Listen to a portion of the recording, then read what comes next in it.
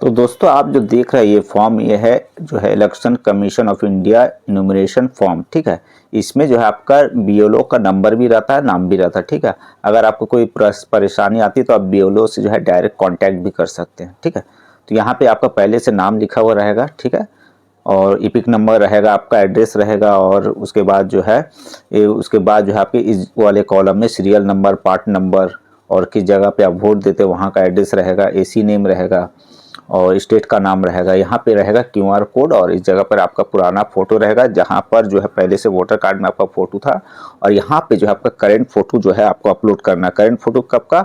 अभी अभी का। ठीक है, जैसे पहले का फोटो यहाँ पे अपलोड नहीं कीजिएगा, पहले का फोटो यहाँ पे मत चिपकाइएगा, आपको जो करंट फोटो यहाँ पे चिपकाना पड़ेगा। ठीक है, और सबसे पहले जो कॉलम जो आप देख रहे हैं ये है, इसको जो है आपका अपने बारे में जो है पूरा डिटेल यहाँ से यहाँ तक आपको भरना है। ठीक है, सबसे पहले आता है डेट ऑफ बर्थ।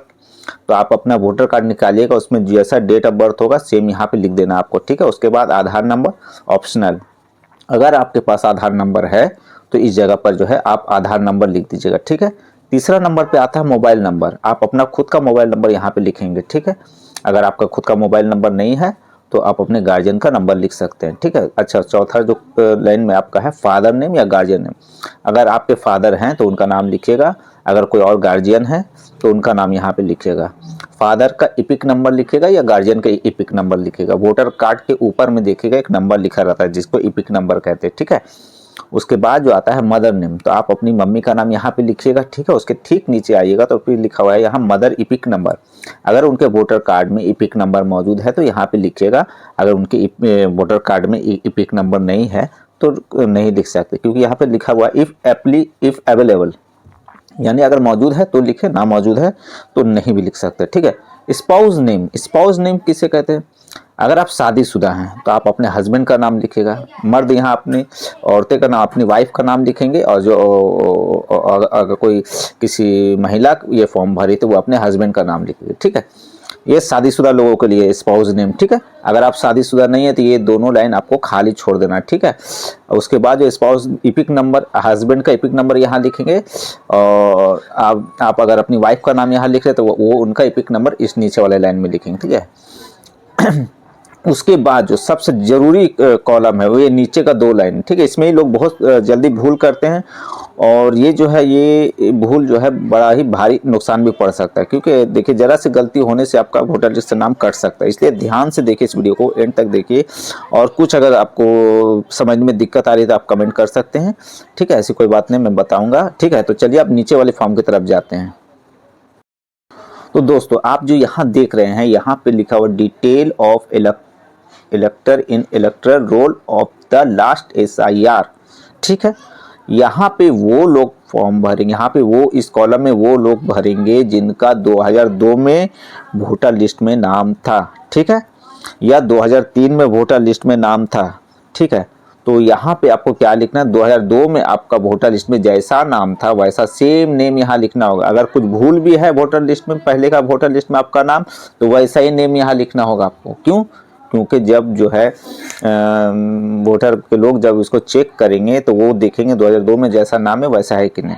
चेंजेस नहीं कीजिएगा, जैसा 2002 में आपका जिस हिसाब का नाम लिखा होता है वैसा ही सेम यहाँ नाम लिख दीजिएगा। ठीक है, उसके बाद 2002 के वोटर लिस्ट में अगर आपका इपिक नंबर था यानी अवेलेबल था तो आप यहाँ लिखेंगे, अगर अवेलेबल नहीं था, खाली था, तो यहाँ नहीं लिखेंगे। ठीक है, रिलेटिव्स नेम, वोटर कार्ड के 2002 के वोटर कार्ड के नीचे में देखिएगा आपके हस्बैंड का नाम या फादर का नाम लिखा होता है, तो फादर का नाम आप यहाँ पे लिख दीजिएगा। ठीक है, अगर आपका हस्बैंड है, शादीशुदा थी तो आपके अगर हस्बैंड का नाम था 2002 के वोटर लिस्ट में नीचे में, मतलब वोटर कार्ड के नीचे में लिखा हुआ, अगर आपके हस्बैंड का नाम था तो यहाँ पे लिखेंगे, और जिनका फादर का नाम लिखा हुआ था वो यहाँ पे रिलेटिव नेम में फादर का नेम लिखेंगे। ठीक है, अब ये आ रहा है रिलेशनशिप किनका, जो जिनका नाम यहाँ पे लिखे हैं इलेक्टरल नेम में, उनका जो है इनके साथ जो है क्या उनका रिलेशन है, तो यहाँ पे लिखेंगे फादर। ठीक है, अब यहाँ पे जो लिखेंगे, यहाँ पे लिखेंगे डिस्ट्रिक्ट, यहाँ पे डिस्ट्रिक्ट लिखाएगा, आप जिस डिस्ट्रिक्ट से हैं वहाँ पे लिखेंगे। स्टेट नेम, आप बिहार से हैं, कोलकाता से हैं,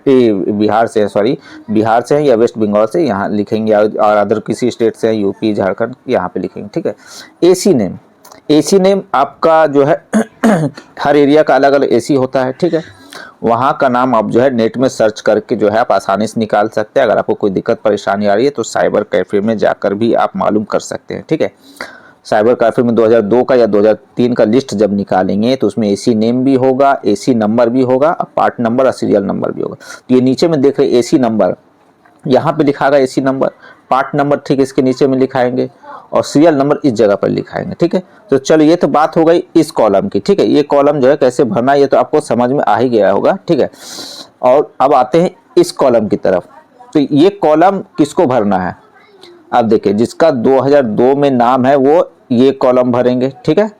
या 2003 में जिसका खुद का नाम है वो ये कॉलम भरेंगे।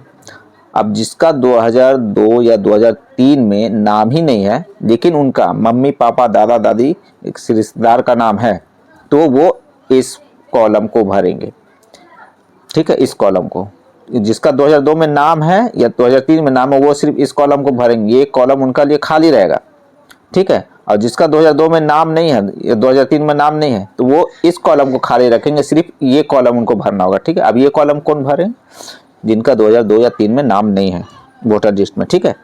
उनको कैसे, सेम वही प्रोसेस है। जब आपका खुद का नाम नहीं तो जाहिर आप अपने यहाँ फादर का नाम, अगर आपके फादर का वोटर कार्ड में नाम होगा 2003 या 2 में तो आप अपने फादर का लिखेंगे, मदर का है तो मदर का लिखेंगे, दादा का है या दादी का है तो उनका लिखेंगे जो आपके पास मौजूद है, ठीक है। तो यहाँ जो है उनका नाम लिखेगा, मान लिया फादर नेम यहाँ पे लिखेंगे, हम फादर नेम लिखेंगे, फिर उनका 2002 में जो उनका इपिक नंबर तो जो था कार्ड में वो इस जगह पे लिखेंगे। अगर कार्ड में इपिक नंबर नहीं मौजूद था 2002 में तो यहाँ पे नहीं लिखेंगे, ठीक है। इसलिए यहाँ पे देखिए लिखा हुआ इफ अवेलेबल, यानी अगर नहीं है तो घबराने कोई बात नहीं। आपका नाम ऐसा नहीं कि आपका इपिक नंबर नहीं है तो आप 2002 में लिस्ट से आप बाहर थे, ऐसा कोई बात नहीं, ठीक है। बेफिक्र भरिएगा, ठीक है। उसके बाद रिलेटिव्स नेम, रिलेटिव नेम क्या होगा, 2002 के जब 2002 या 2003 का जब लिस्ट निकालिएगा तो आप अपने अब्बू का नाम देखिएगा, उसके बाद जो उनका बगल में जो है नाम लिखा रहेगा उनका फादर का, तो इनका जो है फादर का नाम इस जगह पर लिखाएगा, ठीक है। जैसे आपके पापा का नाम यहाँ लिखें, उनके पापा का नाम यहाँ लिखेंगे, ठीक है। इनसे इनका जो रिलेशन होगा वो यहाँ पे लिखेंगे, रिलेशनशिप यानी फादर लिखेंगे, ठीक है। उसके बाद आते हैं डिस्ट्रिक्ट, डिस्ट्रिक्ट जो डिस्ट्रिक्ट आपको पड़ता है वो यहाँ पे लिखेंगे। स्टेट, आप जिस स्टेट से हैं, बिहार से हैं, वेस्ट बंगाल से हैं, झारखंड से, यूपी से, कहीं से भी आप हैं वो स्टेट नेम यहाँ लिखेंगे। अब एसी नेम लिखेंगे, उस दौर में जो एसी नेम था जहाँ आपका वोट पड़ता था उस जगह का नाम। ये सब नेट से आसानी से मिल जाएगा, कोई दिक्कत की बात नहीं है। अगर कोई परेशानी आती है तो आप कमेंट करेंगे, हम इंशाल्लाह बताएंगे, ठीक है। उसके बाद एसी नंबर, और इस जगह पर पार्ट नंबर लिखना, इस जगह पर सीरियल नंबर लिखना है। ये तो फॉर्म हो गया समझिए क्लियर। अब हमको यहाँ क्या करना है, यहाँ पे करना है साइन, ठीक है। इस जगह पर signature left thumb impression of इलेक्टर, ठीक है। और any adult family member mention relationship with data, यहाँ पे आपको साइन करना है। जिनका नाम से ये कागज आया वो खुद का साइन यहाँ करेंगे या अंगूठा देंगे। साइन करना नहीं आता तो अंगूठा देंगे। उसके बाद अगर वो साइन नहीं करना जानते हैं या वो अंगूठा नहीं दे पा रहे हैं तो क्या करना है, उनका घर का जो उनका घर का जो कोई भी मेंबर हो, उनका घर का कोई भी मेंबर वो यहाँ पे सिग्नेचर कर देंगे, लेकिन साइड में लिख देंगे कि उनका उनसे क्या रिलेशन है, ठीक है। और इस जगह पे आपको कुछ नहीं करना है। ये यहाँ लिखा हुआ बीएलओ सिग्नेचर, इस जगह पे देखिए, ये जगह पे लिखा हुआ बीएलओ सिग्नेचर, तो उस जगह पर आपको कुछ नहीं करना है, ठीक है। ये खाली रहेगा, ये बीएलओ जो है वो खुद साइन करेंगे फॉर्म देखकर, ठीक है। तो ये जगह खाली जाएगा। तो दोस्तों ये थी एसआईआर का फॉर्म किस तरह भरा जाए। उम्मीद करता हूँ कि आपको पता चल गया होगा कि एसआईआर का फॉर्म कैसे भरना चाहिए। अगर फिर भी अगर आपको कोई समझने में कुछ परेशानी है तो आप कमेंट कर सकते हैं।